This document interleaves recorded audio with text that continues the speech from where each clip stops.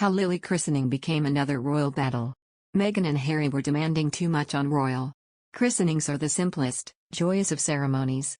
But what family could be so dysfunctional as to have a massive, public argument about a christening? The Sussexes have been left disappointed after one of Britain's most well-informed royal reporters, Camilla Tominey, stated that Harry and Meghan's infant baby Lilibet would not be christened in England, based on a private briefing by the palace.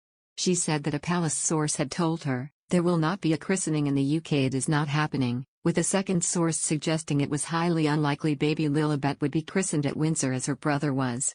This was clearly news to the Sussexes, who swiftly issued a statement of their own saying, "Plans for the baby's christening have not been finalized, and as such, any assumptions about what will or will not take place are mere speculation." A source told as far as Harry and Meghan were concerned, there was no truth to another report.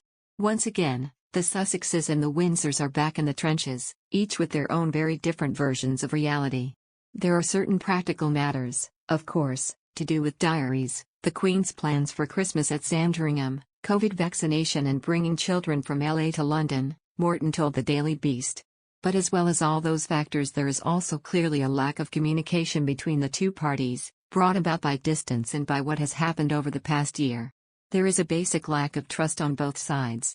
This was initially demonstrated during the decoupling, when Prince Harry was hesitant to write down his opinions on the future in a memo for fear of it being leaked to the media, which it was, to say the least.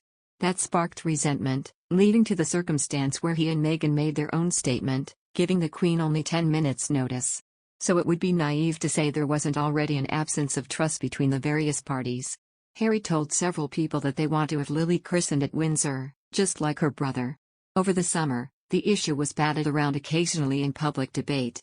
The fact that Harry and Meghan were willing to baptize the baby in England, with her great-grandmother there, was interpreted by fans as a sign of their readiness to reconcile with the family. Despite having severely lambasted them and accused an unknown family member of racism during their Oprah interview, their opponents were more likely to see it as a clever attempt by the Sussexes to reassociate themselves and their child with the royal brand on which their fame and riches is founded. In September, the first hint that the palace wasn't keen came when showbiz journalist Neil Sean said the plan to christen Lilibet in Windsor had come to a grinding halt because of objections by William. There was one person who basically decided there wasn't an appetite for this, and the person that seemingly is, so far, not willing to kiss and make up is his brother. The naming of the child Lilibet and Diana shows they were not trying to start a revolution. They have, as we have seen over the past few months, trodden very carefully about anything to do with Her Majesty. Critics say the couple want to have their cake and eat it, and that it is a fallacy to say they are attacking the institution of monarchy and not the Queen, who heads it up. Of course, it is well within the abilities of Meghan and Harry to organize their own christening at any number of splendid churches in the UK, but they would not be able to use the chapel at Windsor Castle, where Archie was christened, without the Queen's permission. Does Morton think that generally things are getting better or worse between the rival courts of California and Windsor? Instead, what the left is silence. Silence from the palace, and silence from Montecito, both of whom declined to respond.